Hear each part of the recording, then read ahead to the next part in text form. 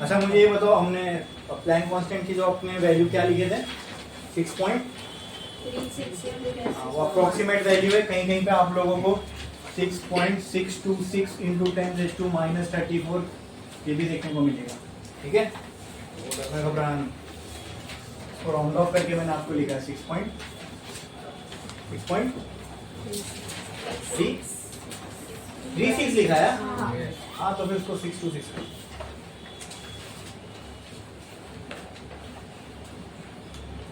6.36 लिखा है मैंने। अच्छा 6.626 कर।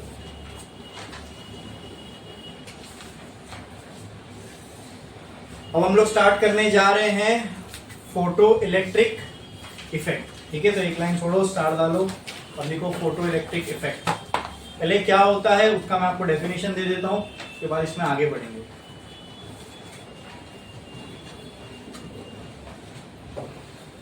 देखो, कहीं पे एक मटेरियल रखा गया है, उस मटेरियल पे लाइट गिरी। अब इस लाइट के गिरने की वजह से इस मटेरियल में से इलेक्ट्रॉन बाहर निकले। क्या? इलेक्ट्रॉन। बस इसी इफेक्ट को फोटो इलेक्ट्रिक इफेक्ट कहते हैं। ठीक है, एक मटेरियल पे लाइट का गिरना और उसकी वजह से मटेरियल में से इलेक्ट्रॉन का निकलना, बस इसी इफेक्ट को क्या कहा जाता है? तो इसको इंग्लिश में लिखना है। लिखो लिखो the phenomena of emission of electrons, the phenomena of emission of electrons from a material, the phenomena of emission of electrons from a material, if a light of suitable frequency is incident on it, if a light of suitable frequency is incident on it, is called as photoelectric effect. Is called as photoelectric effect. Is called as photoelectric effect. Is called as photoelectric effect. ठीक है, समझ में आया photo electric effect क्या है? हमने ये होता हुआ देखा कि हम जब एक पर्टिकुलर फ्रीक्वेंसी की लाइट किसी मटेरियल पे डाल रहे हैं तो वो मटेरियल में से क्या निकल रहे हैं? इलेक्ट्रॉन। तो ये जो होता हुआ दिख रहा है हमें, इसी को हम क्या कह रहे हैं? Photo electric effect. अब इसके अंदर थोड़ा थोड़ा डिटेल में जाते हैं। हर मटेरियल लाइट के गिरने पे इलेक्ट्रॉन एमिट नहीं करता। अभी इस वक्त वुड पे भी, ये वुड है ना, इस पे लाइट गिर रही है, बट यहाँ पे अगर आप कोई एक प्लेट लगा दो, उससे गैल्वेनोमीटर कनेक्ट कर दो, तो यहाँ तुमको करंट देखने को नहीं मिलेगा, क्योंकि हर मटेरियल ये नहीं कर सकता। Not every material is vulnerable to the light falling on it. ठीक है, तो कुछ ही मटेरियल ऐसा कर सकते हैं। Those materials are vulnerable to the light incident on it. ठीक है, तो ऐसे मटेरियल को हम कहते हैं फोटो इलेक्ट्रिक मटेरियल। ठीक है, वो मटेरियल जिनमें ये क्षमता है कि वो इलेक्ट्रॉन्स को एमिट कर सके अपने अंदर से जब लाइट उन पे फॉल हो, ऐसे ही मटेरियल को हम क्या कहते हैं? Photo electric material. मतलब ऐसा मटेरियल जो फोटो इलेक्ट्रिक इफेक्ट को दिखाए, ऐसे मटेरियल को हम क्या कहेंगे? Photoelectric material. तो लिखो photoelectric material. Photoelectric material.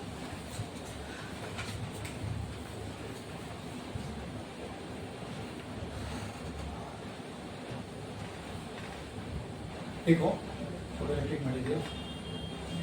The material which can emit electrons, the material which can emit electrons, the material which can emit electrons when a light of suitable frequency is incident on it. A material which can emit electrons when a light of suitable frequency is incident on it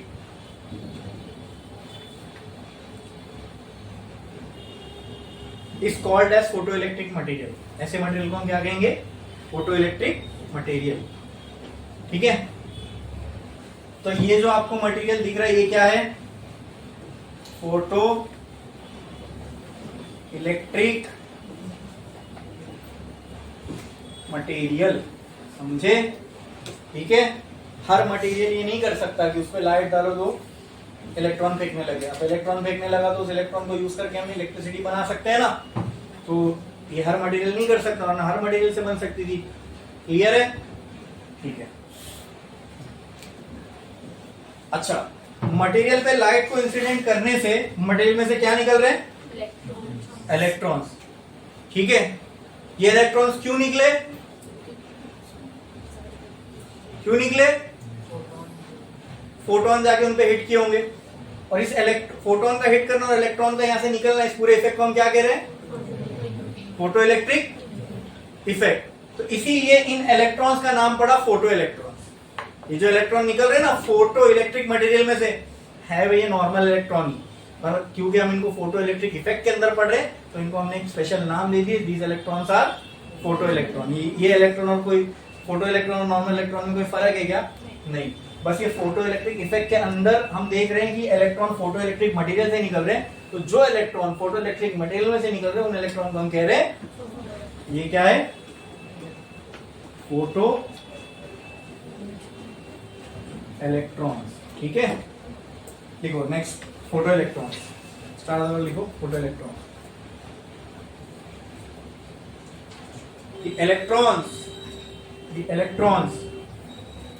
the electrons which are emitted, the electrons which are emitted from photoelectric material, the electrons which are emitted from photoelectric material when a light of suitable frequency is incident on it, when a light of suitable frequency is incident on it,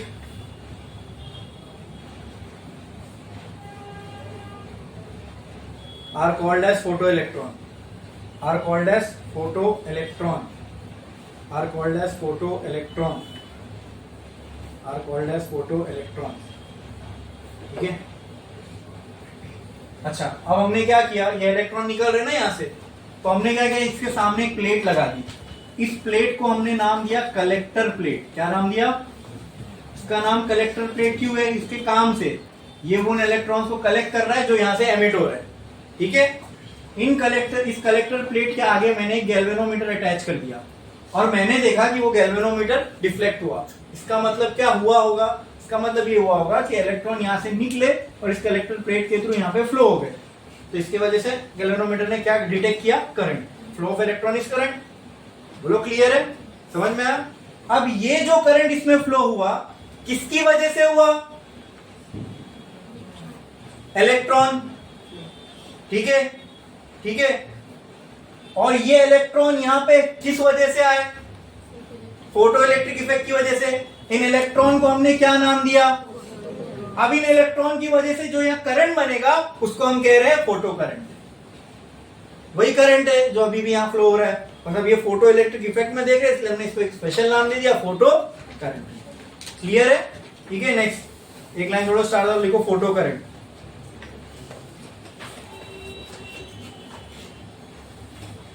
ठीक है, देखो the current produced due to photo electron is called as photo current. The current produced due to photo electron is called as photo current, called as photo current, called as photo current, is called as photo current. The current produced due to photoelectron is called as photo current, is called as photo current। कहा आपने? ठीक है, अब कुछ points है related to photo electric effect वो हम समझ लेते हैं। ठीक है, तो एक लाइन छोड़ो, स्टार डालो और लिखो सम important points related to photoelectric effect, some important points related to photoelectric effect, related to photoelectric effect। इसमें देखो first point light consists of particles called photon। सबसे पहला photoelectric effect को explain करने के लिए सबसे पहला consideration क्या था? light consists of particle called photon, called photon। second point The mass of photon is not defined. The mass of photon is not defined. अब जैसे कोई पार्टिकल है, इलेक्ट्रॉनिक पार्टिकल, इसका मास हमें पता है, ठीक है, लेकिन फोटोन जैसे ये पता नहीं हमें पार्टिकल है या नहीं, हमने माना इसको पार्टिकल है, ठीक है, ठीक है, तो ये ऐसा पार्टिकल है जिसके मास के बारे में हमें कोई आइडिया नहीं. Photon, the mass of photon is not defined, but इसी लिखो, but its rest mass is considered to be zero. But its rest mass is considered to be zero. But its rest mass considered to be zero. Einstein के हिसाब से चीजों के मास अलग अलग होते हैं. एक होता है रेस्ट मास, एक होता है मूविंग मास. कोई चीज जब लाइट की स्पीड से चलेगी ना, उसका मास इनफाइनाइट जैसा हो जाएगा, लेकिन फोटोन तो खुद लाइट की स्पीड से चल रहा है, तो कोई चीज का मास इनफाइनाइट जैसा हो जाएगा तो आगे कैसे बढ़ पाएगी. इसके लिए इसके मास के बारे में कुछ नहीं बोल सकते हम लोग, इसलिए हमें इतना बोल देते हैं. इसका रेस्ट मास क्या है? जीरो. रेस्ट पे किसी ने फोटोन को देखा है? नहीं. आप फोटोन को रेस्ट पे कब देख सकते हो मालूम? जब आप खुद लाइट की स्पीड से चलो, है ना. अब फोटोन तो चल रहा है, कैसे चल रहा है? लाइट की स्पीड से. फोटोन को रेस्ट पे देखना है तो आपको उसकी स्पीड मैच करना पड़ेगा ना, तो हो सकता है, इसलिए हम इसके मास के बारे में नहीं कुछ बोल सकते. बोलो क्लियर है? हाँ, ठीक है. Next. All photon travel in vacuum with the speed 3 into 10 to the power of 8 metre पर सेकेंड. ये स्पीड ऑफ लाइट, जो स्पीड ऑफ लाइट है वो स्पीड से फोटोन भी ट्रेवल करेंगे. सही है ना? ठीक है, चलो आगे.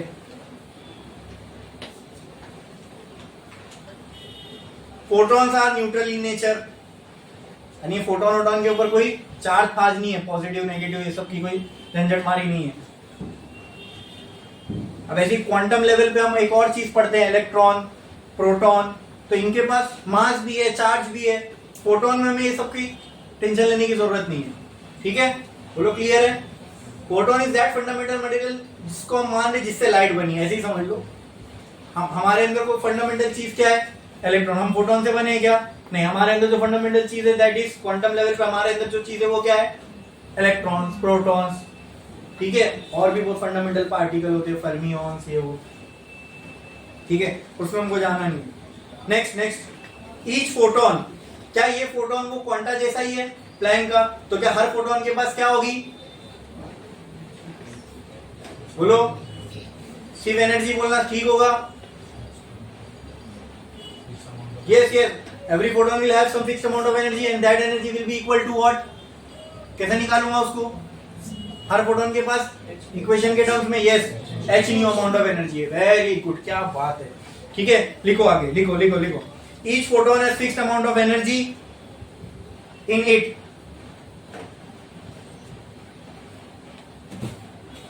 फिक्स्ड अमाउंट ऑफ एनर्जी, ऐसा एनर्जी के आगे कैपिटल ई लिख दो, bracket capital E. Each photon has fixed amount of energy in it, capital E. लिखा आपने?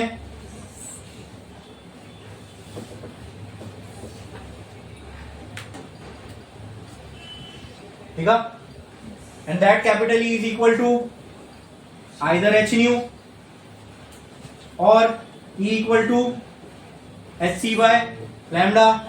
ठीक है, और एक चीज आप कर सकते हो, मैं बोलता ना शॉर्टकट दूंगा. एच भी कांस्टेंट है, सी भी कांस्टेंट है, और अभी क्वांटम लेवल की चीज है, मतलब हम जूल वगैरह इसके लिए बहुत बड़ी यूनिट हो गई. तो इन फोटॉन्स के एनर्जी के लिए हम एक यूनिट यूज करते हैं which is electron volts, which is. तो मैं आपको एक फॉर्मूला यहां पे बता रहा हूं. ठीक है,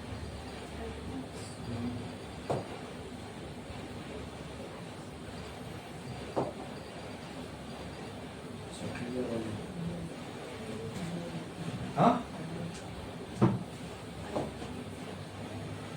ठीक है. इसके बाद E is equal to H एक कांस्टेंट है, C एक कांस्टेंट है. इन दोनों कांस्टेंट की यहाँ वैल्यू पुट करोगे और कन्वर्जन सारे कर लोगे तो 1240 divided by lambda in nanometers put करो, तुमको E सीधा इलेक्ट्रॉन वोल्ट में आ जाएगा. खत्म. ये दे दिया मैंने तुमको शॉर्टकट. तुमको क्या करना है, कोई भी क्वेश्चन आए उसमें मैक्सिमम नंबर ऑफ टाइम्स आपको जो वेवलेंथ दी रहेगी वो नैनोमीटर में दी रहती है या एंगस्ट्रॉम में दी रहती है। एंगस्ट्रॉम मतलब 10 to the power of -10, nanometer मतलब 10 to the power of -9। Angstrom में दी हुई है तो आप एक जीरो कम करके उसको नैनोमीटर में लेके आओ, इस फॉर्मूले में पुट करो, आपको एनर्जी सीधा सीधा किसमें मिल जाएगी, इलेक्ट्रॉन वोल्ट में। इसमें क्लियर है? हाँ, मतलब आप सॉल्व करोगे तो यही आने वाला है आपको। ठीक है, मैंने आपको सॉल्व की हुई वैल्यू डायरेक्ट बता दी। ठीक है, तो ये भी उसी के नीचे लिख दो, E is equal to 1.40 divided by lambda NM। मतलब यहाँ पे लैम्बडा की वैल्यू आप किस में पुट करोगे तो एनर्जी इलेक्ट्रॉन वोल्ट में आएगी, बोलो। लैम्बडा की वैल्यू यहाँ किस में पुट करोगे तो एनर्जी इलेक्ट्रॉन वोल्ट में आएगी, नैनोमीटर में। लिखो लिखो लिखो।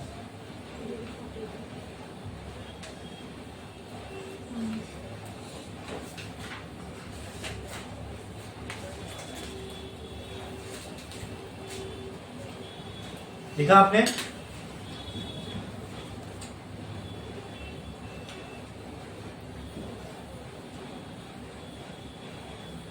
और अगर इलेक्ट्रॉन वोल्ट से जूल में कन्वर्ट करना है तो उसका भी मैं यहाँ कन्वर्जन दे रहा हूँ। 1 electron volt is equal to 1.67 into 10 to the power of -19 joule.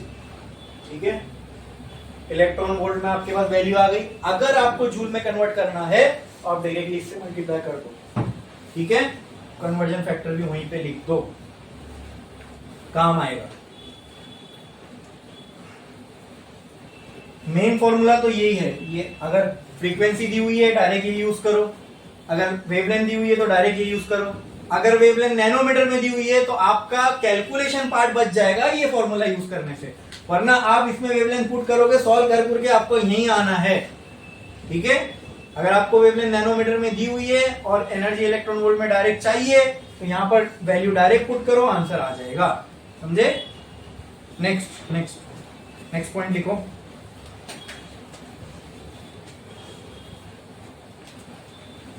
The momentum of the photon is given by P equal to h by lambda. P equal to h by lambda. The momentum of photon is given by P equal to h by lambda. ये भी बता देता हूं मैं कहां से आया। ठीक है, मोमेंटम का जग जाहिर फॉर्मूला क्या है, m इंटू वी बराबर। हम मोमेंटम किसका निकाल रहे हैं, फोटोन का। तो फोटोन किसकी स्पीड से चलेगा, बोलो।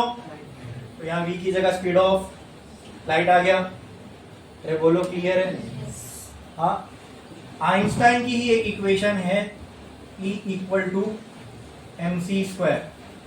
ठीक है, तो m की जगह पे मैं E/c² लिख दूं, चलेगा?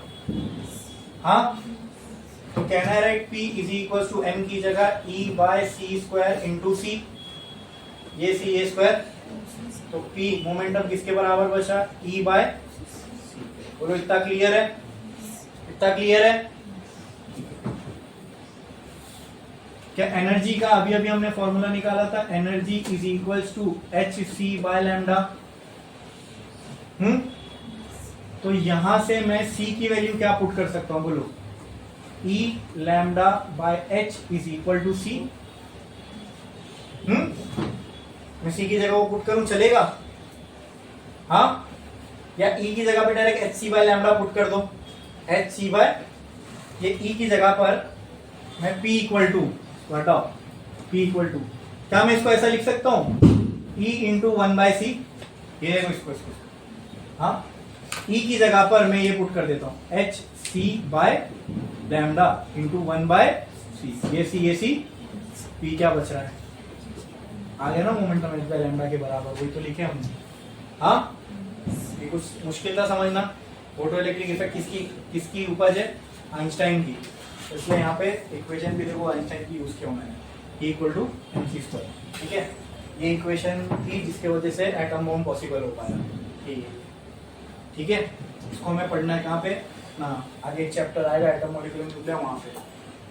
ओके, तो अगर एक फोटोन है, कोई भी मूविंग पार्टिकल होता है ना, तो उससे एक प्रॉपर्टी फिजिकल प्रॉपर्टी एसोसिएटेड होती है जिसका नाम हम कहते हैं मोमेंटम।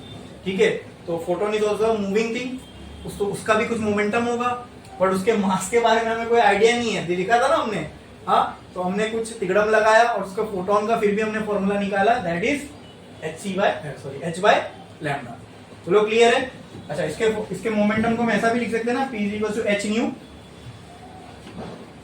हाँ, अरे बोलो, 1 लैम्डा किसके बराबर हो जाएगा, न्यू के। अरे बोलो, क्लियर है। ठीक है, तो मोमेंटम का फॉर्मूला उसके टर्म्स में भी लिख सकते हो फ्रीक्वेंसी के, समझे। तो फोटोन है, फोटोन की जो फ्रीक्वेंसी होगी that is h by lambda. बोलो clear.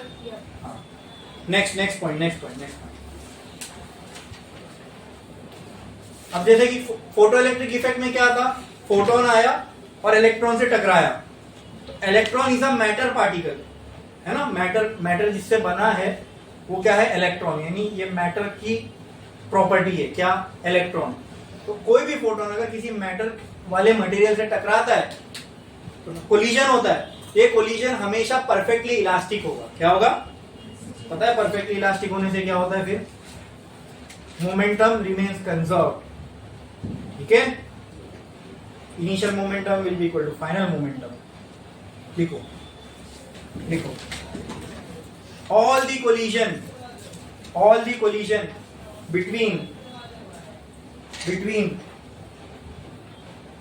collision between photon and matter particles are perfectly elastic,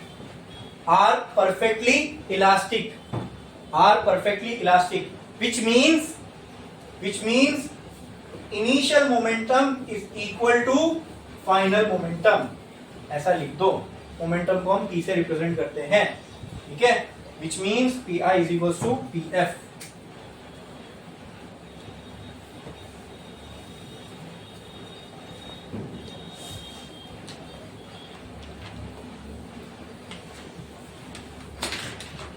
Next point, the speed of photon is constant from any frame of reference, photon की speed कभी कोई frame of reference से change नहीं होगी।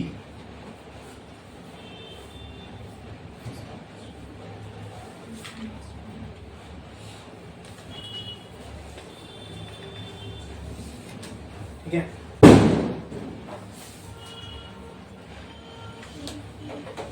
अब कुछ points मैं आपको और दे रहा हूं, वो देखो।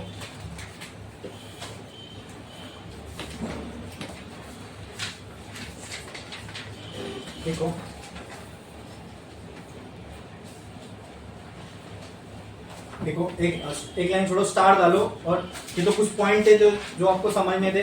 अब लिखो laws of photo electric emission. अगर फोटो इलेक्ट्रिक एमिशन होना है तो ये चीजें कंपलसरी होनी ही चाहिए वहां पे। Laws of photo electric emission लिखो। First, frequency of incident radiation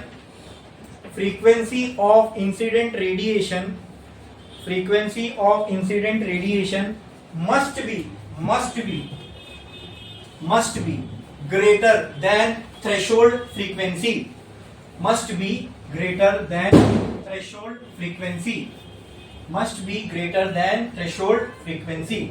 लिखा आपने इतना, frequency of incident radiation must be greater than threshold frequency। Next point, maximum kinetic energy। second point, maximum kinetic energy, ऐसा लिखो, काइनेटिक एनर्जी मैक्स ब्रैकेट में, maximum kinetic energy और bracket में ये लिख दो KE max. Maximum kinetic energy of photo electron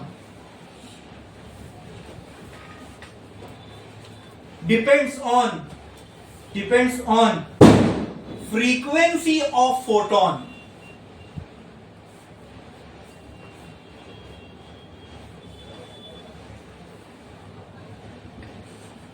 and does not depend on intensity and does not depends on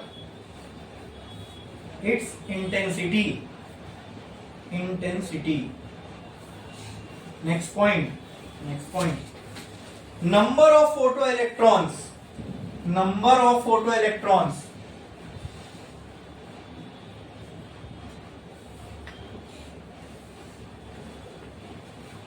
depends on intensity of photons and does not depend on its frequency.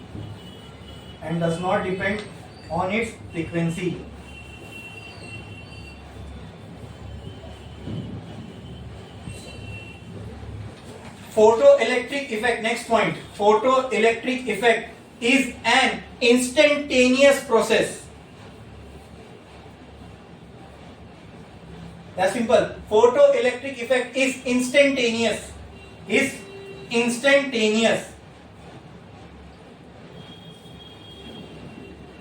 The emission starts, full stop डालो फिर उसके बाद लिखो वही point में, the emission starts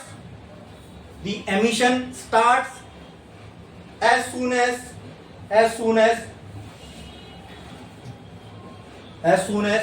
the light of suitable frequency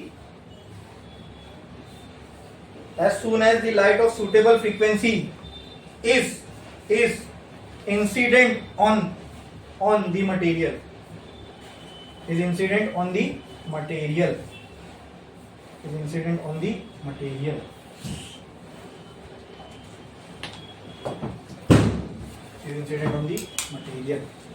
ठीक है.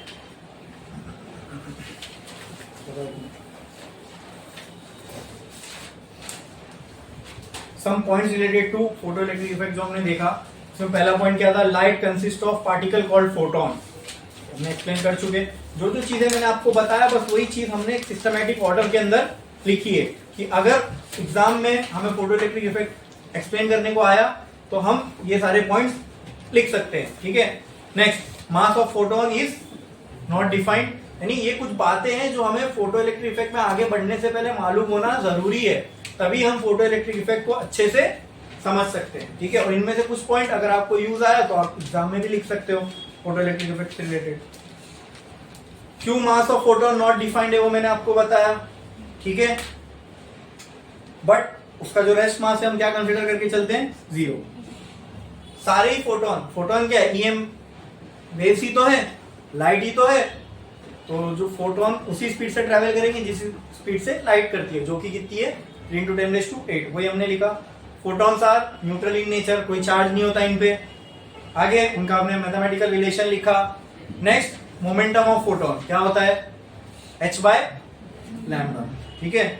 और जब भी फोटोन किसी से टकराएगा तो वो कोलिजन कैसा होगा, मैटर पार्टिकल से परफेक्टली इलास्टिक. और इलास्टिक, परफेक्टली इलास्टिक का मतलब इक्वेशन फॉर्म में क्या होगा, P = मतलब इनिशियल मोमेंटम और फाइनल मोमेंटम सेम होगा. It means momentum is conserve. और फोटोन की स्पीड, जैसे लाइट की स्पीड कोई भी फ्रेम से कांस्टेंट है तो फोटोन भी तो लाइट ही है ना, लाइट इज फोटोन, तो उसकी भी स्पीड कोई भी फ्रेम ऑफ रेफरेंस से कांस्टेंट रहेगी. अब आगे चल के भाई लॉज का मतलब क्या, लॉज मतलब भाई इनको फॉलो करना पड़ेगा तो ही हो पाएगा फोटोइलेक्ट्रिक इफेक्ट. तो पहला क्या है, frequency of incident radiation must be greater than threshold frequency. बहुत इंपॉर्टेंट पॉइंट है. ठीक है. अब ये थ्रेशोल्ड क्या होता है और थ्रेशोल्ड फ्रीक्वेंसी क्या होती है, ये होगा तो ही फोटोइलेक्ट्रिक इफेक्ट हो पाएगा. मतलब फ्रीक्वेंसी किससे बड़ी होनी चाहिए, तो उसके लिए भाई पहले आपको ये समझना पड़ेगा ये थ्रेशोल्ड फ्रीक्वेंसी है कौन सी चिड़िया. ठीक है. ये किस चिड़िया का नाम है. फिर थ्रेशोल्ड फ्रीक्वेंसी समझ में आएगी तो ये पॉइंट समझ में आएगा कि फ्रीक्वेंसी थ्रेशोल्ड से बड़ी होगी तो ही फोटोइलेक्ट्रिक इफेक्ट देखने को मिलेगा.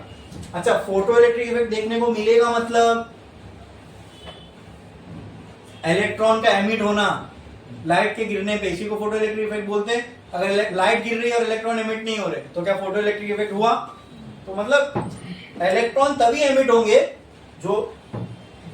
जब लाइट जो गिर रही है उसकी फ्रीक्वेंसी थ्रेशोल्ड से बड़ी होगी. अब ये थ्रेशोल्ड फ्रीक्वेंसी क्या है आओ समझते हैं, ठीक है। फोटो इलेक्ट्रिक इफेक्ट को हमको पॉसिबल करना है, तो सबसे पहले हमने ले लिया एक मटेरियल। इस मटेरियल का नाम क्या है? फोटो इलेक्ट्रिक मटेरियल, ठीक है। एक फोटो इलेक्ट्रिक मटेरियल है, इसमें हमने क्या इंसिडेंट करवाई? लाइट। क्या यहाँ पे लाइट इंसिडेंट हो रही है दोस्तों, इसका मतलब क्या हो रहा है? ऐसे छोटे छोटे छोटे छोटे लाइट के पार्टिकल्स इसके ऊपर गिर रहे होंगे। बोलो क्लियर है? ठीक है। और लाइट जब इस पर फॉल करेगी, क्या इस लाइट की खुद की कोई एक फ्रीक्वेंसी होगी? हाँ, फ्रीक्वेंसी भी छोड़ दो, क्या इसकी इस लाइट की कोई वेवलेंथ होगी? अगर इसकी वेवलेंथ हमें मालूम है तो क्या हम इसकी फ्रीक्वेंसी निकाल सकते हैं? उसको उल्टा कर दो, 1 से डिवाइड कर दो, हाँ, उससे इसकी क्या आ जाएगी? फ्रीक्वेंसी। और अगर हमें फ्रीक्वेंसी मालूम है तो क्या उस फ्रीक्वेंसी से हम इसके एक एक फोटोन में कितनी एनर्जी है वो निकाल सकते हैं? हाँ, या तो हमें लाइट की फ्रीक्वेंसी पता हो तो भी हम एक फोटोन के पास कितनी एनर्जी है वो निकाल सकते हैं, या हमें लाइट की ये वाला फॉर्मूला hc/λ, लाइट की वेवलेंथ कितनी है मालूम हो तो भी हम एक एक फोटोन के पास कितनी एनर्जी वो निकाल सकते हैं। बोलो क्लियर है? अरे बोलो क्लियर है? ठीक है। ये क्या है? Photo electric material. इसमें से क्या निकलने वाले हैं? इलेक्ट्रॉन कहां पे होते हैं? हाँ, इलेक्ट्रॉन कहां पे होते हैं?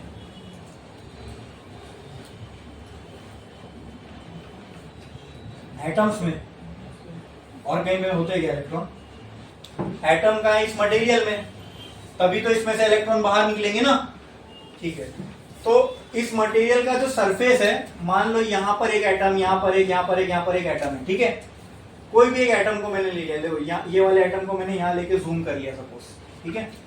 उसमें एक न्यूक्लियस होगा, उसके पास आसपास शेल होंगे, यहाँ कुछ इलेक्ट्रॉन, यहाँ कुछ इलेक्ट्रॉन, यहाँ कुछ इलेक्ट्रॉन। सबसे आसान क्या कौन सा इलेक्ट्रॉन को निकालना है? बाहर वाली। तो इस सब को छोड़ के मैं अभी यहाँ पे सिर्फ ये न्यूक्लियस और ये जो बात कर रहा हूँ ये सिर्फ आउटर मोस्ट शेल वाले इलेक्ट्रॉन की बात कर रहा हूँ, ठीक है। क्लियर है? ठीक है। तो आपको पता है या नहीं ये मुझे नहीं मालूम, लेकिन ऐसा होता है कि इलेक्ट्रॉन अगर किसी शेल में मौजूद है तो उसके पास इस शेल की जो भी एनर्जी लेवल होगा उसके बराबर की एनर्जी होगी। जैसे अगर इस शेल का एनर्जी लेवल 10 जूल है तो इसके अंदर जितने इलेक्ट्रॉन है उन सबके पास क्या होगी? 10-10 जूल एनर्जी होगी। क्या होगी? 10-10 जूल। अरे बोलो क्लियर है? हाँ, ठीक है। या सिंपल, इलेक्ट्रॉन जब किसी ऑर्बिट में घूम रहे होते हैं, किसी शेल में घूम रहे होते हैं, तो उनके पास एक सर्टेन अमाउंट ऑफ एनर्जी होती है, ठीक है। मान लो इस केस में इस इलेक्ट्रॉन के पास इस शेल में रहने की वजह से 10 जूल एनर्जी है। कितनी है? 10 जूल। अरे बोलो क्लियर है इतना? हाँ कि ना? ठीक है। अब अगर इस इलेक्ट्रॉन को या इस शेल से बाहर निकालना है तो उसको उतनी एनर्जी देनी पड़ेगी जितनी इस शेल की है। बोलो क्लियर है? जब कोई बाहर से पार्टिकल आएगा और इसको कम से कम 10 जूल देगा तो इलेक्ट्रॉन वो 10 जूल ले लेगा और इस बंदिश से, यानी ये जो सर्कल में चक्कर काट रहा है, इससे छूट के आजाद हो जाएगा।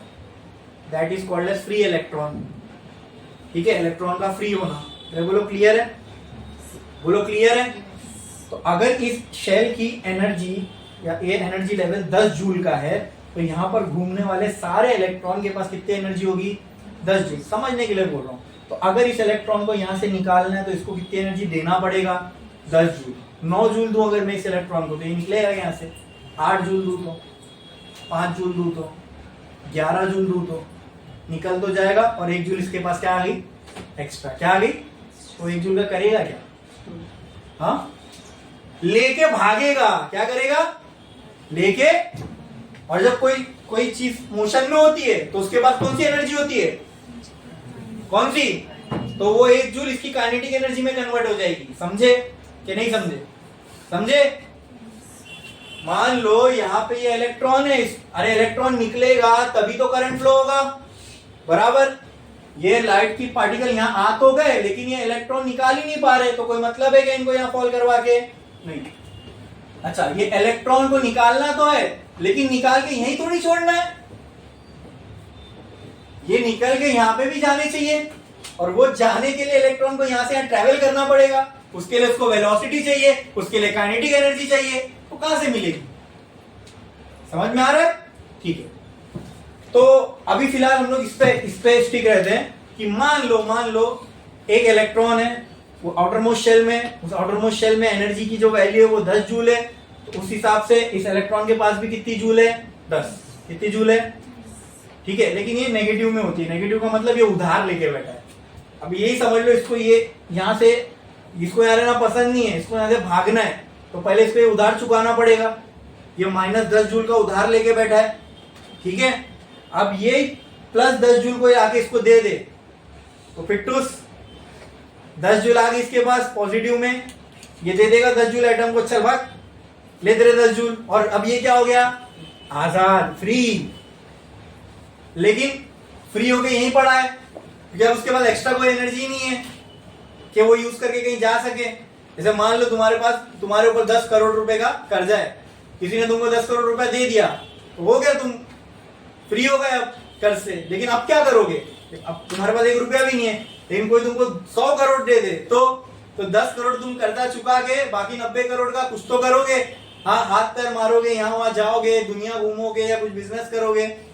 तो उसी तरह अगर इसको सिर्फ 10 जूल मिल गई, तो यहाँ से क्या होगा? ये फ्री तो हो जाएगा, लेकिन आगे कुछ काम कर पाएगा क्या? नहीं। हाँ, लेकिन अगर इसको मैंने 20 जूल दे दिया, तो 10 जूल तो इसने यूज कर लिया, क्या करने? कर्जा चुकाने, ठीक है। और बाकी 10 जूल लेके ये भागेगा, क्या करेगा? भागेगा। तो भागेगा तो कौन सी एनर्जी आएगी? काइनेटिक एनर्जी, ठीक है। और हमको समझना है थ्रेशोल्ड। थ्रेशोल्ड का मतलब क्या समझो? अभी मैंने वही कहा आपसे, इसको निकलने के लिए यहां से कितनी चाहिए? एग्जाम्पल जो हमें एग्जाम्पल चल रहा हमारा, कितना चाहिए इसको? 10 जूल। कितना चाहिए? 10 जूल। अगर मैं इस इलेक्ट्रॉन को, फोटोन मैंने फेंक के मारा, जिसके एक पैकेट में 5 जूल एनर्जी है, एक फोटोन मार दिया इसके ऊपर, जा फोटोन इसको निकाल पाएगा? क्योंकि 5 तो फिर भी ये उधारी में नहीं निकल पाएगा। 6 जूल वाला फोटोन फेंक के मारा इस पे, तो भी नहीं निकलेगा। 7 जूल वाला। और आपको ये समझ में आता है, फोटोन की एनर्जी डिपेंड करती है फ्रीक्वेंसी पे। किस पे डिपेंड करती है? अब मेरी बात को समझो। मान लो मैंने 5 हर्ट्ज की फ्रीक्वेंसी वाला एक फोटोन लिया, तो उसकी एनर्जी बनी 5 जूल, है ना? फ्रीक्वेंसी के प्रोपोर्शनल एनर्जी। मान लो, मैं सब ये सिर्फ समझने के लिए बोल रहा हूं, एग्जांपल दे रहा हूं। 5 हर्ट्ज वाला फोटोन है, उससे बनी 5 जूल एनर्जी। वो 5 जूल वाले फोटोन को मैंने मार दिया इलेक्ट्रॉन पे, तो क्या इलेक्ट्रॉन निकलेगा? क्योंकि इलेक्ट्रॉन की रिक्वायरमेंट कितनी है? कम से कम यहां से फ्री होना है उसको, तो कितना चाहिए? कम से कम 10। उससे कम में तो बात ही नहीं बनेगी। कम से कम उसको कितना जूल चाहिए? 10 जूल चाहिए, ठीक है। तो मैंने क्या किया? 6 जूल वाला फोटोन लिया, सॉरी 6 हर्ट्ज वाला फ्रीक्वेंसी वाला फोटोन लिया। तो मैंने फ्रीक्वेंसी बढ़ाया, तो क्या बढ़ जाएगी फोटोन की? अरे बोलो, एनर्जी बढ़ जाएगी फोटोन की। अब 6 हर्ट्ज वाला फोटोन लिया, तो उसकी एनर्जी कितनी हो गई? फ्रीक्वेंसी बढ़ाने से एनर्जी बढ़ती है, इक्वेशन कह रही है। तो 6 हर्ट्ज वाला फोटोन लेते हैं, मान लो मेरे फोटोन के पास, एक फोटोन के पास आ गई 6 जूल एनर्जी। अब वो फोटोन को फेंक के मारा इलेक्ट्रॉन पे, इलेक्ट्रॉन फ्री होगा? नहीं। क्यों? उसकी रिक्वायरमेंट कितनी है? कम से कम 10 की, कम से कम। अच्छा, जब तक इलेक्ट्रॉन यहां से निकलेगा नहीं, मतलब यहां से तुमको कोई इलेक्ट्रॉन बाहर आता हुआ दिखेगा नहीं, और जब तक यहां से कोई बाहर आता हुआ इलेक्ट्रॉन दिखेगा नहीं, मतलब फोटो इलेक्ट्रिक इफेक्ट हुआ ही नहीं। अरे समझ में आ रही है मेरी बात? इसलिए हम लोग इसको एटॉमिक लेवल तक देख रहे हैं पूरा। समझ रहे हो कि नहीं? ठीक है। फिर मैंने क्या किया? 8 हर्ट्ज वाला फोटोन लिया, ऐसा फोटोन लिया जिसकी फ्रीक्वेंसी 8 हर्ट्ज हो, तो उस करस्पॉन्डिंग एनर्जी कितनी मिली? 8 जूल। वो फेंक के मारा इलेक्ट्रॉन पे, निकलेगा क्या? नहीं निकलेगा। क्यों? कमी है, उसको कम से कम कितना चाहिए? इलेक्ट्रॉन बोलता है कम से कम 10 हो तो बात करते हैं, उससे कम में तो काम ही नहीं होगा। कम से कम कितनी चाहिए? 10। 10 दे दी तो क्या होगा, बस निकल तो जाएगा, जैसे इलेक्ट्रॉन निकला बस इलेक्ट्रॉन का निकलना काफी है, हम कहेंगे हो गया, क्या हो गया, फोटो इलेक्ट्रिक इफेक्ट हो गया। क्या हो गया, क्या होने पे, इलेक्ट्रॉन का एमिशन होना चाहिए, और एमिशन होने के लिए यहां पे कम से कम कितनी चाहिए, 9 हर्ट्ज वाला फोटोन लेके आया, उसकी करस्पॉन्डिंग एनर्जी कितनी मिली, 9 जूल। फेंक के मारा इलेक्ट्रॉन पे, निकलेगा इलेक्ट्रॉन नहीं, ठीक है। तो मेरी समझ में आया, जाने दो भाई, जो इलेक्ट्रॉन की रिक्वायरमेंट है वो अपन करते हैं। मैंने क्या किया, 10 जूल वाली मतलब फ्रीक्वेंसी इक्वल टू 10 हर्ट्ज वाला मैंने एक फोटोन लाया। अब इसकी जो एनर्जी बनी पर फोटोन वो कितनी बनी, 10 जूल। इसको मैंने फेंक के मारा इलेक्ट्रॉन के ऊपर, क्या इलेक्ट्रॉन निकलेगा, आगे जाएगा नहीं जाएगा वो छोड़ दो, निकलेगा। अगर इलेक्ट्रॉन एमिट हुआ मटेरियल से तो the emission of electron from a material when light of suitable frequency, याद है, is incident on it is called as photoelectric effect, but there should be emission of electron, बराबर। जब तक emission नहीं हो रहा मतलब मैं बोल सकता हूं क्या फोटो इलेक्ट्रिक इफेक्ट हुआ, नहीं, एमिशन हुआ ना तो, बट क्या ये एमिशन 1 जूल पे हो रहा, 1 हर्ट्ज पे हो रहा था, 2 हर्ट्ज पे हो रहा था, 3 4 5 9 पे हो रहा था, नहीं। अच्छा 11 जूल दूं तो क्या एमिशन होगा, क्या फोटो इलेक्ट्रिक इफेक्ट होगा, बाकी 1 जूल का क्या होगा वो बाद में देखेंगे, लेकिन क्या फोटो इलेक्ट्रिक इफेक्ट होगा।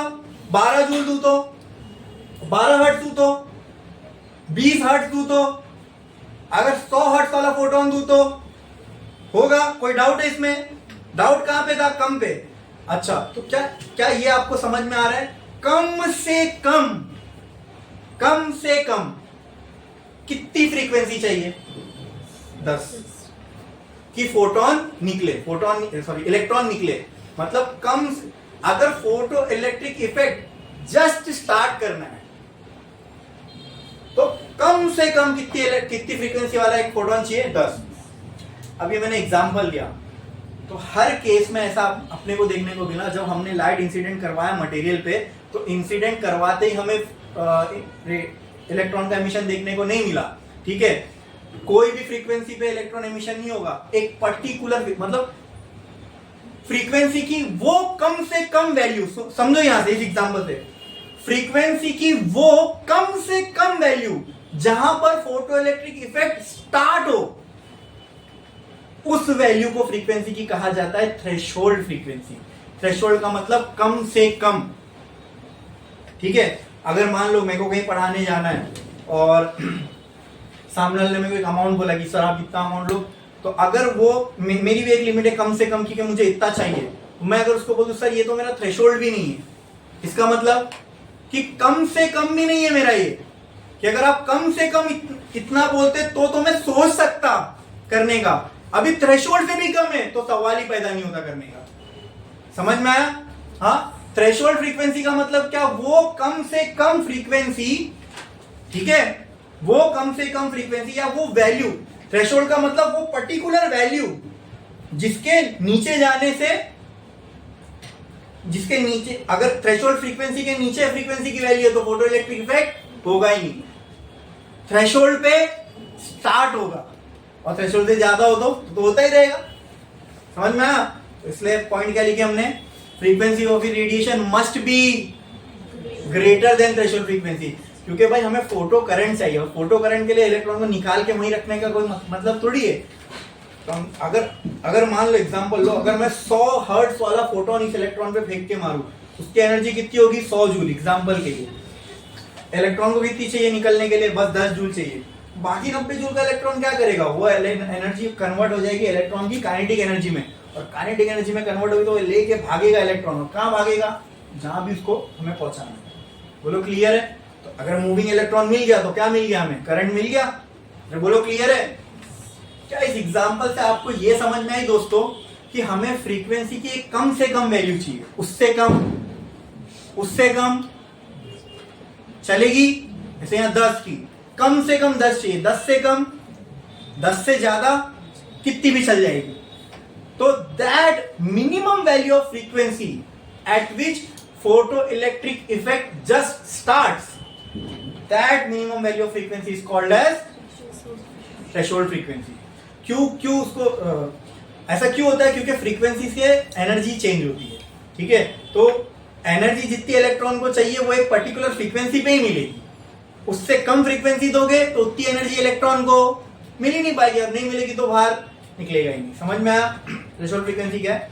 ठीक है, तो एक लाइन छोड़ो, स्टार डालो और लिखो थ्रेशोल्ड फ्रीक्वेंसी। देखो फ्रीक्वेंसी को हम म्यू से डिनोट करते हैं, थ्रेशोल्ड के लिए यहाँ पे हम नॉट लगा देते हैं, तो म्यू नॉट का मतलब क्या हो जाएगा? Threshold frequency. लिखो threshold frequency, threshold frequency, threshold frequency, threshold frequency. इसका डेफिनेशन बोल रहा हूं, लिखो the minimum frequency, the minimum frequency of photon और रेडिएशन, रेडिएशन ही फोटोन है, फोटोन ही रेडिएशन है। The minimum frequency of photon बोलो या रेडिएशन बोलो, एक ही बात है। The minimum frequency of photon और radiation at which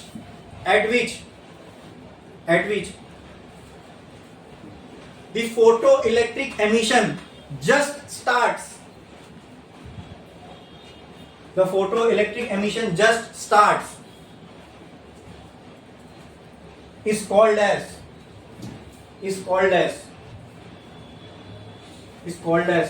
threshold frequency.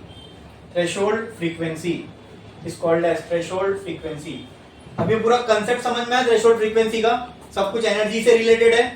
हाँ, फ्रीक्वेंसी हम क्यों चेंज कर रहे थे? क्योंकि उतनी फ्रीक्वेंसी पे आने पर ही फोटोन के पास उतनी एनर्जी बनेगी जितना इलेक्ट्रॉन को निकालने के लिए चाहिए। तो चलो उस एनर्जी पे ही बात करते हैं, ठीक है। क्या 5 जूल वाले, क्या 5 हर्ट्ज वाले इलेक्ट्रॉन, क्या 5 हर्ट्ज वाले फोटोन के पास एनर्जी नहीं थी? ठीक है, नहीं थी, बट उतनी नहीं थी जितना इलेक्ट्रॉन को निकालने के लिए चाहिए, राइट? क्या 8 जूल वाले फोटोन के पास एनर्जी नहीं थी? लेकिन उतनी नहीं थी जितनी इलेक्ट्रॉन को निकालने के लिए चाहिए।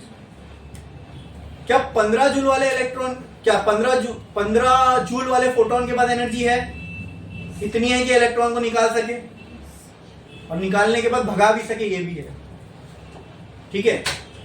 क्या आपको एक क्रिटिकल वैल्यू मिल रही है एनर्जी की जहां पर इलेक्ट्रॉन बस निकलेगा, ठीक है? जैसे 8 जूल पे 8 जूल वाला फोटोन है, बट उससे इलेक्ट्रॉन निकल पाएगा? नहीं, ठीक है। 9 जूल वाला इलेक्ट्रॉन उससे, और 9 जूल वाला फोटोन है, क्या इलेक्ट्रॉन उससे निकल पाएगा? नहीं। जैसी 10 जूल वाला फोटोन दिया मैंने तो इलेक्ट्रॉन निकलेगा। क्यों? क्यों बोलो? 10 जूल वाला फोटोन मैंने जैसी फेंक के मारा इलेक्ट्रॉन पे, तभी इलेक्ट्रॉन निकलेगा। क्यों? इलेक्ट्रॉन की, बोलो, हाँ, 10 जूल वाला फोटोन से ही इलेक्ट्रॉन क्यों निकल पाया? 9-8 वाले से क्यों नहीं निकला? रिक्वायरमेंट, यस, इलेक्ट्रॉन की रिक्वायरमेंट ही 10 जूल है, उससे कम पे कैसे निकलेगा? बराबर, बराबर। अच्छा, ये रिक्वायरमेंट इलेक्ट्रॉन की कब पूरी हुई? एग्जैक्टली कौन सी फ्रीक्वेंसी पे? हाँ, अब बोलो किस पे? अब बोल सकता हूं थ्रेशोल्ड फ्रीक्वेंसी पे सर ये एनर्जी की रिक्वायरमेंट बराबर पूरी हो रही है, इससे ज्यादा देंगे तो चल जाएगा। लेकिन at threshold frequency, the energy of the photons become exactly equal, which is required to just remove the electron from the material. क्या ये बात ट्रू है? हाँ, अच्छा, अच्छा। तो अगर मैं 8 जूल दूं तो निकलेगा? नहीं। 9 जूल दूं तो निकलेगा? नहीं। 10 जूल दूं तो निकलेगा? नहीं। तो एनर्जी की भी एक फिक्स्ड वैल्यू है, एक फिक्स नहीं, ऐसा बोल सकता हूं, एनर्जी की एक पर्टिकुलर वैल्यू है, उतनी ही एनर्जी का फोटोन फेंक के मारोगे तभी इलेक्ट्रॉन निकलेगा। इससे कम एनर्जी का फोटोन दोगे तो निकल पाएगा क्या? नहीं। तो this minimum value of energy, ठीक है, या फिर the amount of energy required to just remove the electron from the surface of the material is called as work function. क्या बोलते हैं इसको? देखो, जैसे ये बेसिकली एनर्जी की मिनिमम रिक्वायरमेंट है। फ्रीक्वेंसी एनर्जी की रिक्वायरमेंट मैच करने के लिए हमने फ्रीक्वेंसी को चेंज किया था। समझ में आ रहा है? हाँ, तो वो जैसे वो मिनिमम फ्रीक्वेंसी जिस पे फोटो इलेक्ट्रिक एमिशन स्टार्ट होगा उसको हमने कह दिया थ्रेशोल्ड फ्रीक्वेंसी। अरे बस लेकिन वो मिनिमम फ्रीक्वेंसी पे एनर्जी की भी तो कुछ वैल्यू बन रही है ना, तो एनर्जी की वो वैल्यू जो एग्जैक्टली थ्रेशोल्ड फ्रीक्वेंसी पे आती है उस एनर्जी को हम क्या कहते हैं? बोलो बोलो। उसी वो एनर्जी ही है, बस उसका नाम क्या पड़ गया? Work function. क्या हो गया? यानी समझो उतनी एनर्जी हमने दी तो तभी उतनी एनर्जी दोगे तभी इलेक्ट्रॉन से कुछ काम करा पाओगे। इससे कम पे काम नहीं चलेगा। उससे ज्यादा हो तो उससे ज्यादा तो कितनी भी वैल्यू हो सकती है, लेकिन एक पर्टिकुलर वैल्यू की कम से कम इतनी चाहिए तो फोटो इलेक्ट्रिक एमिशन होगा। बोलो क्लियर है? एक लाइन छोड़ो, स्टार डालो, लिखो वर्क फंक्शन। वर्क फंक्शन और उसका सिंबल लिखो ये फाई। फाई फाई फाई लिखो। The minimum amount of energy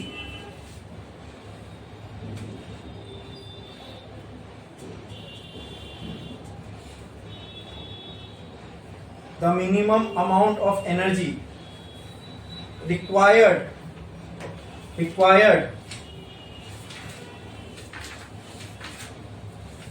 to just remove the electron from surface of the material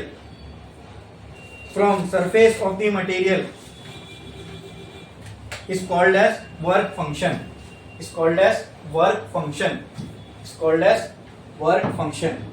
अच्छा दोस्तों, मुझे आप ये बताओ ये वर्क फंक्शन के बराबर, यहां एकदम सोच समझ के बताना मुझे, वर्क फंक्शन के बराबर। अच्छा, मगर मैं इस केस में आपसे पूछूं कि मुझे बताओ वर्क फंक्शन यहां कितना जूल है? कितना जूल है? ये क्यों बता पाए? क्योंकि सर वर्क फंक्शन क्या बताया आपने? वर्क फंक्शन वो एनर्जी है, वो कम से कम एनर्जी जो रिक्वायर्ड है फोटो इलेक्ट्रिक इफेक्ट स्टार्ट करने के लिए। तो यहाँ पे कम से कम कितनी एनर्जी देना पड़ेगा इलेक्ट्रॉन को तो फोटो इलेक्ट्रिक इफेक्ट स्टार्ट हो जाएगा? 10। तो यहाँ पे वर्क फंक्शन कितना हो गया? 10 joule. It is just energy, बस उसको हम यहाँ पे एक अलग नाम से रिप्रेजेंट कर रहे हैं। यूनिट भी उसकी वही होगी जो एनर्जी की है। तो हमारे एग्जाम्पल के लिए वर्क फंक्शन कितना है? कितना है? मुझे बताओ ये वर्क फंक्शन कौन सी फ्रीक्वेंसी पे अचीव हो पाएगा? एग्जैक्टली अरे थ्रेशोल्ड फ्रीक्वेंसी के बराबर की फ्रीक्वेंसी दोगे तभी तो एनर्जी 10 के बराबर बनेगी, और 10 यहाँ पे क्या है? वर्क फंक्शन ही तो है। बोलो क्लियर है? हाँ, तो एनर्जी का वैसे तो फॉर्मूला है एच न्यू, ठीक है, लेकिन अगर ये न्यू की जगह में न्यू नॉट रख दूं, है ये फ्रीक्वेंसी ही, लेकिन सिर्फ एक पर्टिकुलर केस को बता रही है, इसलिए हम उसको अलग नाम दे रहे हैं। थ्रेशोल्ड क्यों बोल रहे हैं? क्योंकि थ्रेशोल्ड से ज्यादा होगी तो क्या फोटो इलेक्ट्रिक इफेक्ट नहीं होगा? होगा, लेकिन कम से कम थ्रेशोल्ड जितनी चाहिए कि फोटो इलेक्ट्रिक इफेक्ट स्टार्ट हो। समझ में आ रहा है? तो अगर मैं फ्रीक्वेंसी की जगह थ्रेशोल्ड रख दूं, एच तो कांस्टेंट है, तो मैं एनर्जी की जगह क्या लिख सकता हूं? यस, तो एनर्जी किसके बराबर हो जाएगी? अगर फ्रीक्वेंसी थ्रेशोल्ड के बराबर है तो उस वक्त जो एनर्जी रहेगी वो क्या उतनी होगी जितना निकालने के लिए चाहिए, और उतनी एनर्जी जो निकालने के लिए चाहिए मिनिमम एनर्जी, क्या हम उसको वर्क फंक्शन नहीं बोल रहे? अच्छा, अगर फ्रीक्वेंसी म्यू नॉट से जैसे 10 से ज्यादा हो तो उसको म्यू नॉट थोड़ी बोलेंगे। 10 से ज्यादा तो कोई भी फ्रीक्वेंसी का फोटो इलेक्ट्रिक इफेक्ट होगा ही होगा, ये पक्की बात है। हम तो वो क्रिटिकल केस देख रहे हैं जहां पर कम से कम इतना चाहिए भाई, इससे कम में काम नहीं चलेगा। तो अब मुझे बताओ कि अगर मैंने इलेक्ट्रॉन को वर्क फंक्शन से कम एनर्जी दिया तो क्या इलेक्ट्रॉन एमिट होगा? नहीं होगा। समझ में आया? मिनिमम। तो अगर यही एनर्जी के फॉर्मूले में फ्रीक्वेंसी की जगह थ्रेशोल्ड फ्रीक्वेंसी डाल दूं तो एनर्जी की जगह क्या आ जाएगा? तो वर्क फंक्शन का फॉर्मूला मिल गया, एच न्यू नॉट, खत्म। समझ में आया? वर्क फंक्शन का फॉर्मूला मिल गया in terms of frequency, in terms of threshold frequency. तो लिखो वर्क फंक्शन का formula phi is equals to h new not. किसी को इसमें डाउट है? कोई ऐसी चीज है जो इसमें नहीं समझ में आई? तो अभी पूछो और क्लियर कर लो। समझ में आया? कोई भी डाउट है इसमें किसी को? कुछ भी एकदम क्लियर है? बोलो, बढ़े आगे। ठीक है, अब हमने दोस्तों फ्रीक्वेंसी के टर्म में तो देख लिया, और ये मेजर था, बाकी इसी के वेरिएशन है। देखो E equal to h nu. देखो फ्रीक्वेंसी बढ़ेगी तो एनर्जी बढ़ेगी, बराबर। इसलिए मैंने फ्रीक्वेंसी से अगर एनर्जी अचीव करना है तो फ्रीक्वेंसी बढ़ानी पड़ेगी, ठीक है। फ्रीक्वेंसी से अगर मुझे वो एनर्जी अचीव करना है जो इलेक्ट्रॉन को निकालने के लिए चाहिए, जैसे हमारे केस में ये इलेक्ट्रॉन था, इसके पास -10 जूल एनर्जी है, इसको निकालना है तो उसको यहां से 10 जूल देनी पड़ेगी। लेकिन अगर मैं वेवलेंथ के टर्म्स में पकड़ू तो आप मुझे बताओ एनर्जी बढ़ाने के लिए वेवलेंथ क्या होनी चाहिए? कम। अब इसको जरा आराम से ठंडे दिमाग से सोचना।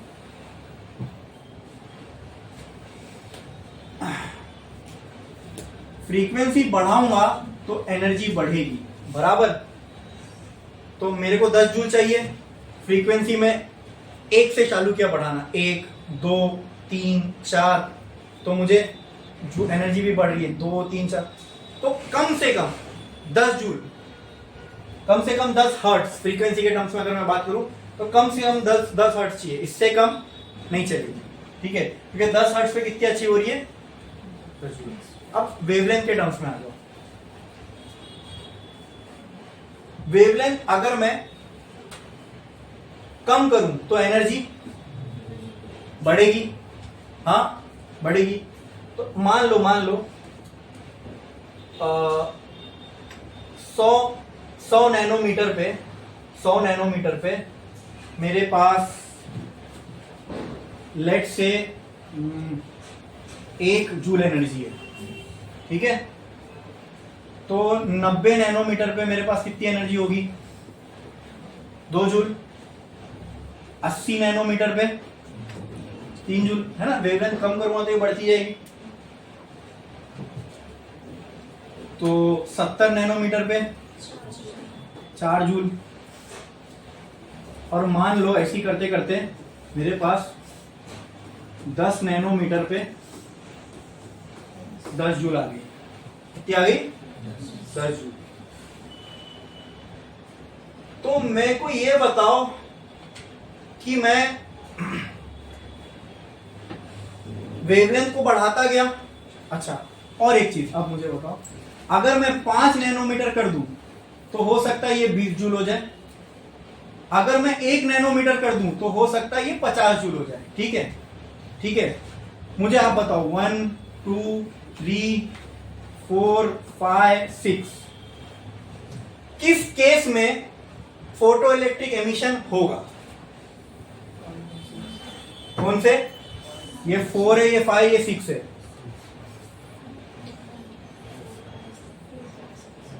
किस किस में होगा? 4 5 6, क्योंकि जितनी एनर्जी कम से कम चाहिए वो यहां अचीव हो गई, ठीक है। हाँ, तो यहां पे वेरी गुड, सही कहा आपने। इन सब में नहीं हो पाएगा। क्यों नहीं हो पाएगा? क्योंकि यहाँ उतनी एनर्जी नहीं है, उतनी एनर्जी नहीं है फोटोन के पास जितनी इलेक्ट्रॉन को चाहिए। बोलो क्लियर है? अरे बोलो क्लियर है? ठीक है। लेकिन आप देखो वेवलेंथ इससे कम होगी तो चलेगा, वेवलेंथ 10 से कम होगी तो चलेगा। फ्रीक्वेंसी में ऐसा नहीं था, 10 से कम फ्रीक्वेंसी नहीं चल रही थी। अरे क्यों? ये उल्टे है ना दोनों, रेसिप्रोकल है, ठीक है। अच्छा, वेवलेंथ 10 से कम होगी तो चलेगा, लेकिन 10 से ज्यादा होगी तो वेवलेंथ की वो मैक्सिमम वैल्यू, इससे ज्यादा नहीं चलेगा, इससे कम, इससे ज्यादा, क्योंकि इससे ज्यादा करूंगा तो क्या होगा? एनर्जी कम होने लगेगी। एनर्जी कम होगी तो इलेक्ट्रॉन नहीं निकलेगा। तो वेवलेंथ की वो ज्यादा से ज्यादा वैल्यू, जैसे फ्रीक्वेंसी की वो कम से कम वैल्यू, जहां पर फोटो इलेक्ट्रिक एमिशन स्टार्ट हो, उसको हम कहते थे थ्रेशोल्ड फ्रीक्वेंसी। तो वेवलेंथ के लिए उल्टा हो गया। वेवलेंथ के लिए वो मैक्सिमम वैल्यू, फ्रीक्वेंसी के लिए क्या थी? Minimum value of frequency at which photo electric emission starts. तो वेवलेंथ उसका उल्टा है। वेवलेंथ के लिए क्या हो जाएगी? Maximum value of wavelength at which photo electric emission starts. इससे ज्यादा होगी तो, इससे कम होगी तो चलेगा। पूरा उल्टा केस है फ्रीक्वेंसी का, समझ में आ? तो उस वेवलेंथ को हम क्या कहेंगे? जैसे वो मिनिमम वैल्यू ऑफ फ्रीक्वेंसी जहां पर photo electric emission just start हो रहा था, उसको हमने उसके क्या कहा, फ्रीक्वेंसी तो दी, वो एक चीज उसके आगे लगा दी, क्या? तो उसी तरह ये वेवलेंथ तो है, लेकिन वो वेवलेंथ जहां पे photo electric emission just start होगा तो उसके नाम के आगे भी क्या लगा देंगे, थ्रेशोल्ड। समझ में आया? तो that maximum wavelength at which, उससे ज्यादा नहीं चलेगी, that maximum wavelength at which photo electric emission just start is called as threshold wavelength. तो आपने फ्रीक्वेंसी को म्यू नॉट से रिप्रेजेंट किया, तो वेवलेंथ को लैम्डा नॉट, खत्म। ठीक है, रुक जाओ। अब इसके टर्म्स में बताओ, वो वेवलेंथ, ये एनर्जी का फॉर्मूला है hc बाय लैम्डा।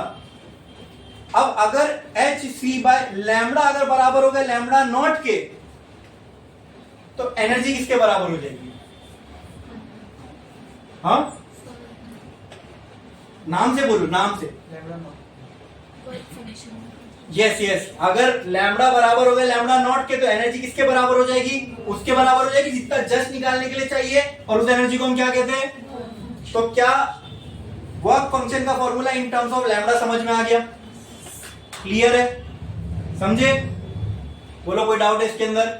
समझ में आया? तो फ्रीक्वेंसी और वेवलेंथ दोनों एक दूसरे का उल्टा है। थ्रेशोल्ड फ्रीक्वेंसी क्या थी? वो मिनिमम फ्रीक्वेंसी जहां पे photo electric effect just start होगा।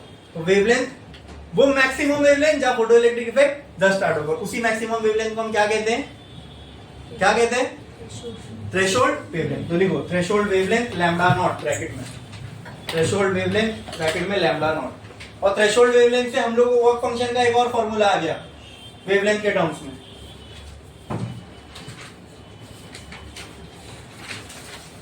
थ्रेशोल्ड वेवलेंथ लिखो lambda naught.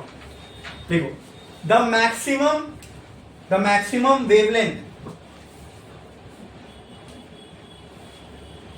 the maximum wavelength at which the maximum wavelength of photon or radiation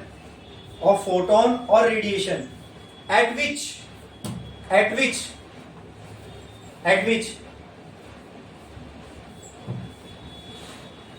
उसमें क्या लिखा था फ्रीक्वेंसी वाले में? at which, हाँ, तो लिखो यहाँ पे at which the photoelectric emission just starts, at which photoelectric emission just starts is called as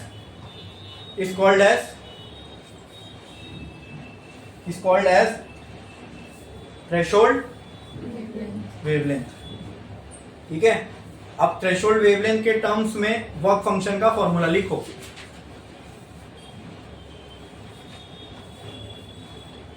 ये समझ में आया ना? ये फॉर्मूले से इसको कैसे कन्वर्ट किया, E equal to hc by lambda, ये तो हमने ऑलरेडी देख चुके कैसा आया है। ठीक है, फिर अगर खाली इसमें लैम्डा नॉट के बराबर हो गया तो एनर्जी वर्क फंक्शन के बराबर हो जाएगी। समझे या नहीं समझे? बोलो। थ्रेशोल्ड फ्रीक्वेंसी समझ में आई, थ्रेशोल्ड वेवलेंथ समझ में आया। ठीक है, इसके बाद हमें देखना है फोटो इलेक्ट्रिक इफेक्ट को एक्चुअल काम करते हुए। तो हमने समझ लिया फोटो इलेक्ट्रिक इफेक्ट क्या है, उसकी और थोड़ी डिटेल में जाना है। फोटो इलेक्ट्रिक इफेक्ट जिस साइंटिस्ट ने दिया है उसके नाम पे इसकी कुछ इक्वेशंस है जिसको बोलते हैं आइंस्टाइन्स फोटो इलेक्ट्रिक इक्वेशन, वो निकालनी है। ठीक है, बट अगर वो मैं अभी स्टार्ट करूं तो टाइम अलाउ नहीं करता कि मैं उसे कंप्लीट कर पाऊं। ठीक है, तो वो हम देखेंगे नेक्स्ट लेक्चर में। आज के लिए बस इतना ही।